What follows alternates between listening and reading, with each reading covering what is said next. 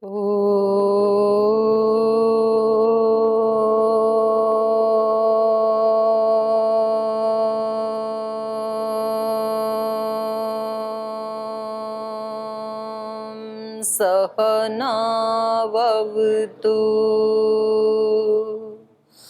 सहनौ भुनक्तु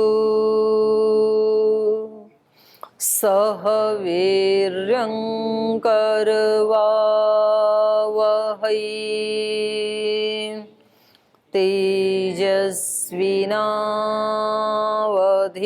तेजस्विनावधीतमस्तु मा विद्विषावहै। ॐ व्रतानां व्रतपति व्रतं चरिष्यामि छकेयं तन्मे राध्यताम्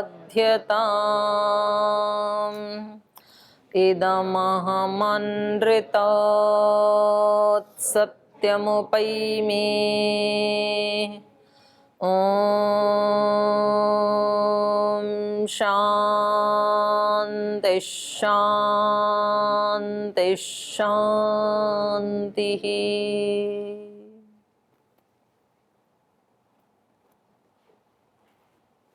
दसम सर्ग में, अयोध्या कांड के दसम सर्ग में महाराजा दशरथ जब उनको आश्वस्त कर देते हैं तो कई को लगता है कि इस समय मुझे अपनी बात रख देनी चाहिए इनके सामने।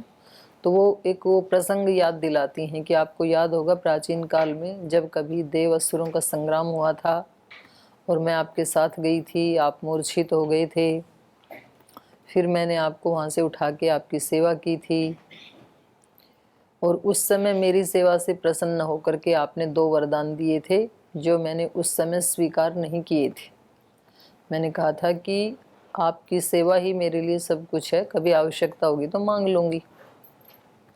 तो वो मैं आज मांगना चाहती हूँ, यदि आप देना चाहें तो इनको लगा था कि कोई वस्तु मांगेंगी, कुछ भी ऐसा मांगेंगी, जो वो मांगेंगी वो तो उनकी कल्पना में भी नहीं था।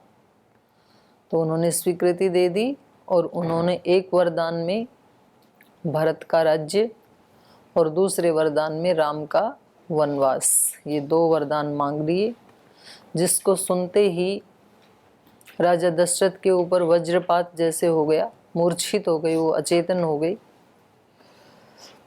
और जब उनको मूर्छा से वो उठे तो वो बहुत ज़्यादा अत्यंत दुखी थे और ऐसे लग रहा था कि जैसे वो आग से जल रहे हैं, तो अग्नि की तरह प्रदहन इव चक्षुषा, आँखों से जैसे वो जला ही डालेंगे, इतना उनको क्रोध आ रहा था कैकेयी के प्रति। तो ये पीछे हमने पढ़ा था। इसमें पीछे से आपका कोई प्रश्न है तो पूछ सकते हैं। पहले किसी का कोई प्रश्न है? ओम दीदी प्रणाम जी। जैसे हमने आगे पढ़ा कि राम राज्य में सब बहुत, जनता भी बहुत खुश रहते थे महाराज दशरथ से। तो यहाँ पर जब उन्होंने ऐसा वर मांगा और उन्होंने मान भी लिया तो जनता ने भी कुछ नहीं कहा। तो हम ऐसा कह सकते राजा दशरथ जो है अपना जो मत चलाते थे वो उसमें जनता का कुछ मतलब वो नहीं होता था कि वो कुछ नहीं कह सकेंगे, ऐसा नहीं, क्रूर जनता ने तो बहुत हाहाकार किया, जनता भी बहुत परेशान हुई और स्वयं राजा भी बहुत परेशान हुए। ऐसा नहीं है कि जनता ने कुछ नहीं किया, जनता ने तो बहुत अपना दुख अभिव्यक्त किया और राजा ने भी किया, सभी रो रहे थे। तो ऐसा तो कहीं वर्णन नहीं आया कि जनता ने कुछ भी नहीं किया। कुछ न करने से आपका क्या अभिप्राय है? लड़ाई झगड़ा दंगा नहीं किया ऐसे? मतलब अगर उतना ही उन्होंने किया होता तो कम से कम राजा जी तो मान जाते। कम से कम ये बोल रहे, जब जनता बहुत चारों तरफ से अपना मत रखे तो राजा को तो मानना ही पड़ता है ना फिर, क्योंकि चलता तो जनता से ही, जनता तो रख ही रही थी, राजा भी यही चाह रहे थे। स्वयं दशरथ भी ऐसा नहीं है कि वो नहीं चाह रहे थे, पूरा एक एक उससे चाह ही रही थी। उनको अत्यंत प्रिय हैं राम। उन्होंने तो बोला कि मैं तो अगर राम नहीं रहेंगे तो मैं जी नहीं पाऊंगा, और वो जी भी नहीं पाई, सच भी। लेकिन वो मानी नहीं। तो ये उनकी वीकनेस है कि भाई नहीं माने तो मत मानो, ऐसा नहीं कर सके। कि आपने देखो उन्होंने क्या कहा कि यदि आप मेरे इस वचन को पूरा नहीं करेंगे तो मैं आज ही मर जाऊंगी, ऐसे बोला कैकेयी ने। तो बोल ठीक है, मर जाओगी तो मर जाओ। क्योंकि जो व्यक्ति ये धमकी देता है ना कि मैं मर जाऊंगा, आत्महत्या कर लूंगा, 99% वो कभी आत्महत्या करता नहीं है, वो मरता नहीं है। जो कहता है ना मैं मर जाऊंगा, वो नहीं मरता है कभी भी। और जो मरता है वो कहता नहीं है कभी भी किसी को कि मैं मर जाऊंगा, वो मर ही जाता है। फिर जो घर में बात बात के ऊपर ये धमकी देते हैं कि यदि आपने मेरे साथ ठीक व्यवहार नहीं किया तो मैं साधु बन जाऊंगा, वो कभी साधु नहीं बनते हैं। और जिनको साधु बनना होता है वो कहते नहीं, वो चुपचाप निकल आते हैं घर से, जैसे आप लोग भाग आए। तो कैकेयी कह रही है कि मैं मर जाऊंगी अगर राम को वन में नहीं भेजा तो बोले ठीक है, अगर इसी उससे आपको मरना है। हमारे एक परिचित हैं, आप लोगों ने भी देखा, रूपचंद दीपक जी यहाँ रहे ना बहुत दिन तक। हाँ, तो एक बार उनकी पत्नी के साथ उनकी कुछ अनबन हो गई। तो पत्नी ने कहा कि मैं इतनी दुखी हो गई हूँ कि मैं किसी न किसी दिन विष पी के मर जाऊंगी। तो उन्होंने कहा कि ठीक है, जिस दिन मरो ना उस दिन 2 घंटे पहले बता देना। मतलब उन्होंने उसको भी इतने हल्के में ही लिया, वो गुस्सा नहीं करते थे। वो उल्टा था उनकी पत्नी का, अब तो नहीं रही है खैर। तो ऐसे कर सकते थे, पर प्रजा ने कुछ ना किया हो ऐसा नहीं। प्रजा तो रो रही थी सारी, प्रजा की चलती थोड़ी है, चलता तो राजा का ही आदेश है ना। प्रजा कितना भी शोर मचाई, राजतंत्र में राजा की ही चलती है, वो प्रजातंत्र नहीं था, लोकतंत्र नहीं था, वो राजतंत्र था। तो राजा के घराने से जो भी फैसला होगा वो सबको मानना ही होता है। और वैसे भी इस सारे घटनाक्रम से ये पता लगता है कि ये जो अध्यात्म है, ये जो अच्छी अच्छी चीज़ें हैं, ये सब जीने की होती हैं। और जो जीता है वो ही पूजा के योग्य बनता है। जानने को तो कैकेयी भी जानती है, दशरथ भी जानते हैं, और जितने अंश में वो जिए हैं उतने अंश में उनकी प्रशंसा भी है, उनके गुणों की। अब ऐसी विपरीत परिस्थिति में राम ने उसको जिया पूरा का पूरा धर्म को, क्योंकि धर्म का लक्षण धैर्य बताया, तो उसको सहन करना राम ने उसको जिया। तो आज लाखों वर्षों के बाद भी वो पूज्य हैं। सीता माता ने जिया उसको, तो वो तो चाहती तो उनको तो मिला नहीं कुछ भी वनवास आदि, तो चाहती तो अपने पिता के घर जा सकती थी, चाहती तो इधर भी रह सकती थी, तो उनको कष्ट उठाने की चाहती तो कैकेयी से पंगा ले सकती थी। बोले ठीक है, ये मेरे पति तो कुछ बोलते नहीं है, मैं देखती हूँ तेरे को। घरों में होती है ना ऐसी महिलाएं, बोली मेरे पति तो कुछ बोलते नहीं है, तो फिर वो ले लेती हैं, मोर्चा संभाल लेती हैं पूरा। पति के मना करने पर भी पति कहते हैं छोड़ो छोड़ो, बोले ना ऐसे कर करके तुमने इनको सिर पे चढ़ा रखा है। तो वो सास से भी, ननद से भी, देवरानी, जेठानी, पड़ोसन जो भी आगे आए, तो सीता ने ऐसे नहीं किया ना। उसने मतलब अपने ससुर के ऊपर उंगली उठाई, ना पति पे उठाई, ना कैकेयी पे उठाई, ना मंथरा पे उठाई। इसलिए वो पूज्य हैं सारी नारी जाति की, हजारों लाखों वर्षों के बाद भी आज भी आदर्श हैं। तो जो उसको जीता है, जो उसको सहता है, वो व्यक्ति पूज्य बनता है। और वो छोटी छोटी चीज़ों से ही व्यक्ति सहना सीखता है। मतलब छोटी छोटी चीज़ें देखो, बड़ी कोई ऐसी प्रतिकूलता तो हमारे जीवन में आती नहीं है रोजाना। छोटी छोटी प्रतिकूलता सबके जीवन में आती हैं रोज, कुछ ना कुछ, कहीं ना कहीं। तो उस समय, उस छोटी प्रतिकूलता के आने के समय व्यक्ति अपने मन को ये समझा दे कि नहीं, ये मन जो है ये मेरा मंदिर है, मेरा मतलब आत्मा का, और मुझे अपने मंदिर को गंदगी से नहीं भरना है। मुझे इसमें सुंदर सुंदर फूल चुन के गुलदस्ते से इसको सजाना है, इस मंदिर को, ताकि इसमें से सुगंध ही आए और सुंदर ही दिखे ये। तो व्यक्ति उस गलत भाव को और गलत विचार को स्किप कर सकता है, हटा सकता है उस समय।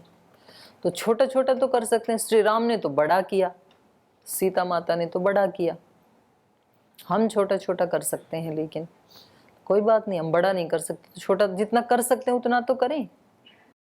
अब कोई व्यक्ति तो बहुत कठिन कठिन आसन करते हैं और हम सोचें भाई हमारे से इतने कठिन तो होंगे नहीं, तो सरल तो करें। नहीं, व्यक्ति कहता है जी अब इस उम्र में कहाँ ऊपर पैर होंगे हमारे से, तो वो करते ही नहीं है, योग करते ही नहीं है। भाई पैर ऊपर मत करो, मरकट आसन तो कर लो, उसमें तो पैर ऊपर नहीं करने। कपालभाति तो कर लो, उसमें तो पैर ऊपर नहीं करने। जितना कर सकते हैं उतना तो कर लो। तो बड़ा व्यक्ति मतलब कर नहीं सकता है, बोले हम कोई बड़े थोड़े ही हैं। जो बड़े होते हैं उनके तो अलग ही लक्षण होते हैं, हम कोई ऐसे महान थोड़े ही हैं। तो महान नहीं हो तो थोड़ा तो कर लो, जितने हो उतना तो कर ही लो कम से कम। और फिर उतना ही करते करते व्यक्ति महान बन जाता है, और किया हुआ कभी व्यर्थ नहीं जाता है। आपने कभी ना कभी किसी न किसी जन्म में अध्यात्म के प्रति आपका रुझान रहा होगा, और कुछ आपने जिया भी है, जितनी भी सामर्थ्य थी, तो इसलिए फिर आप इधर आ गए। ऐसे नहीं आ सकता है, अचानक नहीं होता है कुछ भी, वो सब विधान के तहत ही हो रहा है। अब इसको और ज़्यादा भी बढ़ा सकते हैं, उस अभीप्सा को ज़्यादा थोड़ा तीव्र वेग से लग सकते हैं, मध्यम भी चल सकते हैं। मृदु मध्य अधिमात्रत्वात् ततोपि विशेष, मृदु मृदु भी चल सकते हैं कि चलो गलत कुछ नहीं करेंगे, जितना होगा धीरे धीरे जीते रहेंगे आध्यात्मिक जीवन, ऐसा भी कर सकते हैं। ऐसे भी बहुत लोग जीते हैं कि कुछ विशेष तो उपलब्ध नहीं किया पर कोई दोष भी नहीं किया, ठीक है, वो मृदु गति से चल रहे हैं, अगले जन्म में कर लेंगे, कोई बात नहीं है। कुछ मध्यम गति से चलते हैं, कुछ तीव्र गति से चलते हैं। तो तीव्र वालों के लिए नज़दीक होती है फिर समाधि। वो जो सूत्र है वो असंप्रज्ञात समाधि के प्रसंग में चल रहा है। तो जिनका तीव्र संवेग होता है उनको असंप्रज्ञात समाधि नज़दीक होती, जल्दी लग जाएगी उनकी। ठीक है। ओम दीदी जी प्रणाम। दीदी जी, यहाँ पर जब रानी केकई वरदान मांगती हैं तो अपने वरदान के प्रति तो 99% श्योर होती हैं कि मेरे को मिलेगा ही मिलेगा, फिर भी धमकी देती हैं कि आप नहीं देंगे तो मैं मर जाऊँगी। लेकिन ये जो एक दूसरा वर मारती हैं कि चीरा जिन जटाधारी राम भवत तापसः, तो इस लाइन में, इस एक वरदान में मतलब उनका भय भी दिखता है और षड्यंत्र भी दिखता है। भय ये दिखता है कि अगर इस तरह का उनका वेश बदलवा के वन में ना भेजा और ये प्रजा के सामने ऐसे राजा की तरह चले गए तो राजा हो सकता है ये सारे इनके समर्थन करके बाद में विरोध कर सके। और भय ये दिखता है कि अगर ये छुप के ना रहे और सबके जैसे रहे तो हो सकता है ये सारे मेरे खिलाफ आ जाएं।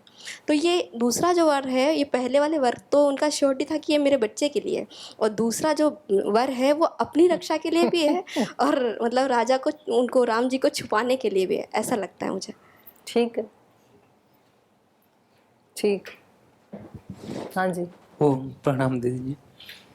दीदी जी, पिछली कक्षा में आपने कहा कि दशरथ जी पहले तो भगवान राम जी को उपदेश देते हैं कि राजा बनने के बाद ये करना वो करना,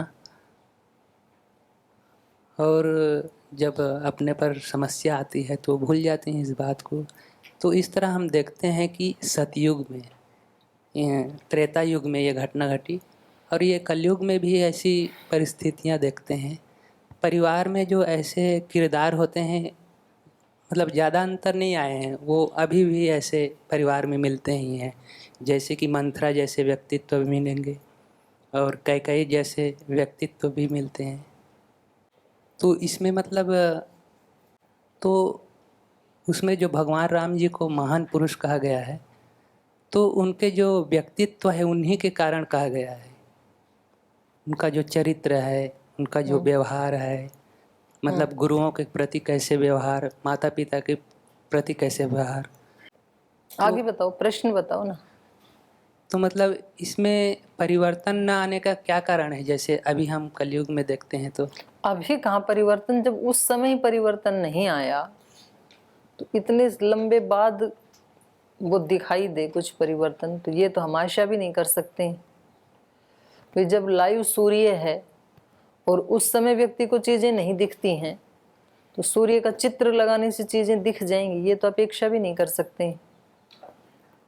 भाई सूर्योदय हो रखा है लाइव, तब तो चीज़ें दिखनी चाहिए ना, और तब भी किसी व्यक्ति को नहीं दिख रही हैं। तो दीवार के ऊपर सूर्य बना लिया और अब आप कहते हैं अब भी चीज़ें क्यों नहीं दिख रही हैं, तो अब तो कोई सवाल नहीं है दिखने का। तो बात ये है कि देखो, जो युगों का पार्टीशन है वो हम लोगों ने अपने व्यवहार के लिए किया हुआ है कि इतने पीरियड को हम सतयुग कहेंगे, इतने को कलयुग कहेंगे। युग टाइम अपने आप में जो है वो अखंड है, उसको बांट नहीं सकते हैं आप। जैसे दिशाएं अखंड हैं, उसको हमने अपने व्यवहार के लिए बांट रखा है कि भाई सामने का जो स्पेस होगा उसको हम पूर्व दिशा कहेंगे, पीछे वाले को पश्चिम कहेंगे, लेफ्ट हैंड को हम नॉर्थ कहेंगे, इसको हम दक्षिण कहेंगे। तो ये हमने बांट रखा अपने व्यवहार के लिए। अब किसी व्यक्ति का मुंह इधर है तो हमारे लिए वो दक्षिण, उसके लिए तो पूर्व है ना। ये ऐसे ही काल है। अब काल को हमने बांट रखा है, भाई जो 12 घंटे का टाइम है, जब सूर्य इधर रहेगा धरती के, इसको हम दिन कहेंगे, और जब उस साइड चला जाएगा उसको हम रात कहेंगे। और फिर दिन में भी हमने उसको घंटे में, प्रहर में बांट रखा है, मिनट में, सेकंड में। तो टाइम का पार्टीशन हमने किया है। टाइम तो अखंड है अपने आप में। तो ऐसे ही ये युगों का टाइम, तो काल तो अपने आप में अखंड है। वो जब से सृष्टि हुई तब से लेके और सृष्टि के अंत तक, प्रलय तक, काल एक ही है, अखंड है। तो ये हमने अपने व्यवहार के लिए उसके भाग बनाए हैं, और हर भाग में अच्छे बुरे मध्यम व्यक्ति हमेशा रहते हैं। उस समय भी थे, आज भी हैं, आगे भी रहेंगे। और ये हर जगह होता है।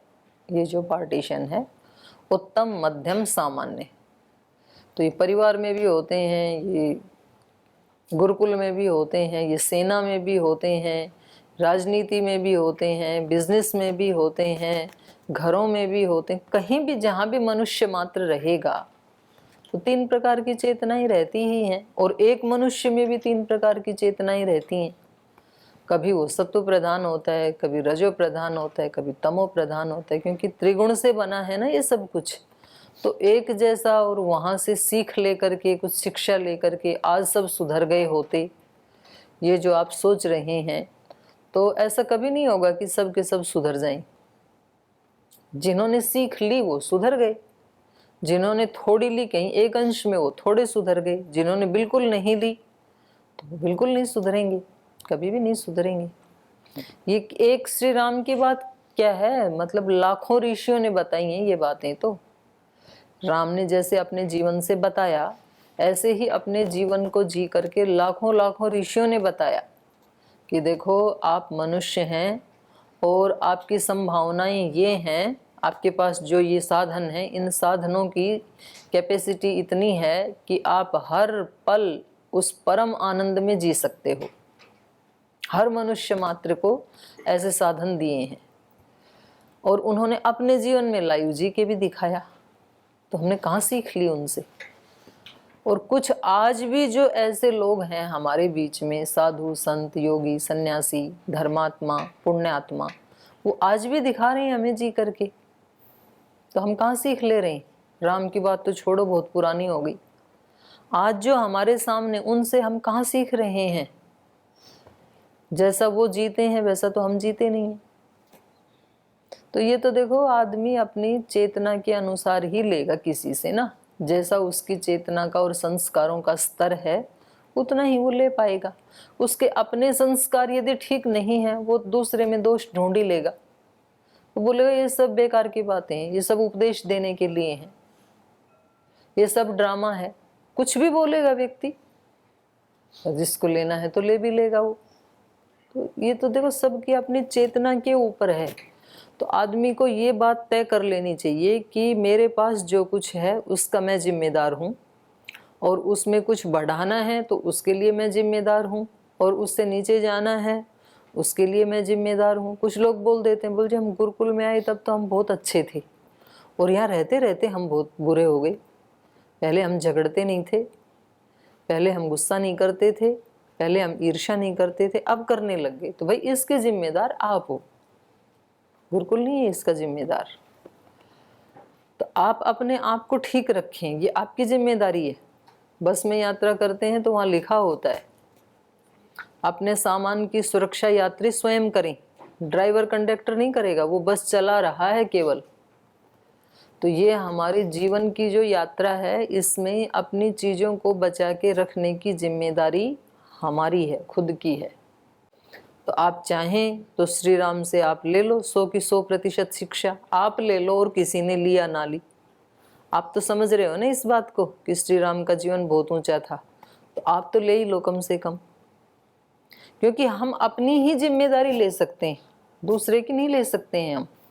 हम क्या करते हैं, हमारा मन इतना चालाक है कि हमारे को तो बचा लेता है साइड में और कहता है बाकी के सब सुधर जाएं। इन सब को दशरथ से, कैकेयी से शिक्षा ले लेनी चाहिए, और अपने आप को हमारा मन बचा देता है। तो जिसको सचमुच ठीक करना है तो वो फिर अपने आप को पहले कर लेता है, तो जरूर उसको देख के 2-4 तो कर ही लेंगे। हो सकता है सबके सब ना करें भी, सबके सब तो राम को देख के भी नहीं कर पाई, मंथरा नहीं कर पाई, कैकेयी भी नहीं कर पाई, तो ज़्यादा तो कर ही लेंगे। लेकिन तो ऐसे कभी भी नहीं होता है कि भाई किसी के जीवन को देख के उससे सीख ले करके सबके सब ठीक हो जाते, ऐसा नहीं होता कभी भी। तो इसलिए नहीं हुआ। आप कह रहे हैं ना भी इतने लंबे काल के बाद तो ठीक होना चाहिए था, आज भी ऐसा मिलता है तो मिलेगा, वो तो आगे भी मिलेगा, पर जो चाहेगा वो निश्चित रूप से ठीक कर लेगा, ये भी पक्का है।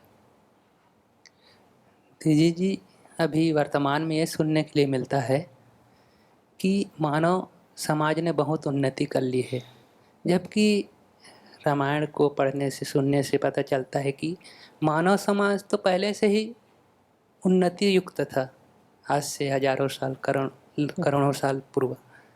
लेकिन अभी क्यों ऐसा कहा जाता है, जबकि हुआ बीच में तो ह्रास हो गया था ना, तो उस दृष्टि से कहा जा रहा है।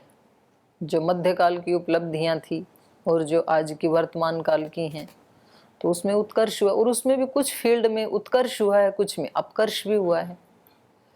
जैसे साइंस में, टेक्नोलॉजी में, स्थूल विकास में, भौतिकता के विकास में, उसमें तो उत्कर्ष हुआ है, उसमें तो बढ़ा है। लेकिन जीवन मूल्यों की दृष्टि से देखें तो नीचे भी गिरा है। तो जो कहने वाला व्यक्ति है वो किस चीज को लेके कह रहा है, ये भी देखा जाएगा। क्योंकि जो ये कह रहा है कि बहुत उन्नति हुई है, वो व्यक्ति भौतिकता को लेकर के और टेक्नोलॉजी को लेकर के ये बात कह रहा है कि भाई देखो अब सारे देश में पक्के रोड हो गए, पहले कच्चे रोड होते थे, उसमें बैलगाड़ी ही चल सकती है, मोटर गाड़ी नहीं चल सकती है, उसमें भी बारिश हो जाए तो बिल्कुल नहीं चल सकती है, अब हमने कितना जाल बिछा दिया। तो वो उन चीज़ों को लेकर कह रहे हैं, तो वो तो हुआ ही है, उसमें तो क्या दो राय की बात है।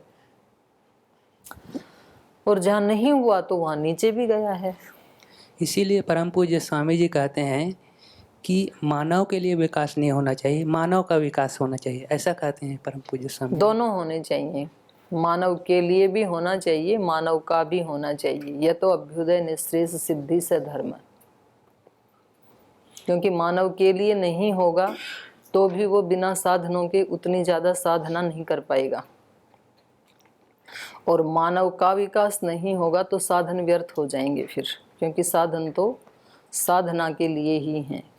तो दोनों का ही होना चाहिए। तो ये तो ऋषियों ने बता ही दिया पहले ही। और कोई प्रश्न है किसी का? ओम दीदी जी, दी राजा दशरथ को जो विशेषण दिए, धर्मात्मा कहा है, राजसिंह कहा है, और ऐसे बहुत विशेषण दिए उनको, मगर जितेंद्र नहीं कहा है। तो हो सकता है जितेंद्र नहीं थे जो विशेषण दिए हैं, तो विशेषण तो मैंने जो विशेषण दिए, जो जितेंद्रिय से भी जितेंद्रिय बोलते और जितेंद्रिय बोलते, ऐसा कोई विशेषण नहीं दिया उनको, बाकी विशेषण दिए। ऐसा क्यों किया दीदी उनको? जितेंद्र नहीं थे सभी वो ऐसे? नहीं, ऐसा देखो हम नहीं निर्णय दे सकते हैं, क्योंकि अगर हमारे सामने अभी राजा दशरथ खड़े हों और यहाँ हम खड़े हैं तो हमारी क्या औकात है उनके सामने? उनको प्रणाम करने की भी औकात नहीं है हमारी। जिस व्यक्ति ने इतना अपने राज्य को सुव्यवस्थित रखा, इतना संभाला, जिसके घर में इतनी उच्च संस्कारों वाली संतान आ रही हैं, तो उस व्यक्ति को हम सर्वथा अजितेंद्रिय का टाइटल तो नहीं दे सकते हैं। ठीक है, कोई एक वीकनेस हो सकती है। देखो, पहाड़ में और धरती में ऐसे बोलते हैं कि महापुरुषों के जीवन में अगर कोई छोटा मोटा दोष भी दिखे हमें, तो ये तो अब हम पढ़ रहे हैं तो हमें चर्चा करनी पड़ रही है, वरना तो श्रद्धा का मतलब ही ये होता है कि किसी ऊंचे व्यक्ति में अगर हमें कहीं कोई छोटी सी त्रुटि भी दिखे तो उसको ना देख के हमें उसके गुणों को देखना चाहिए। क्योंकि पहाड़ में कितने भी खड्डे हों तो भी वो जमीन से तो ऊंचा ही है ना, कम से कम। पर्वत में भी तो कहीं कहीं बीच बीच में खड्डे होते हैं ना, पर्वत पे चढ़ते हैं तो भी वो उसमें खड्डे होने के बावजूद भी वो जमीन से तो ऊंचा ही है, उसकी हाइट उससे तो ज़्यादा ही है।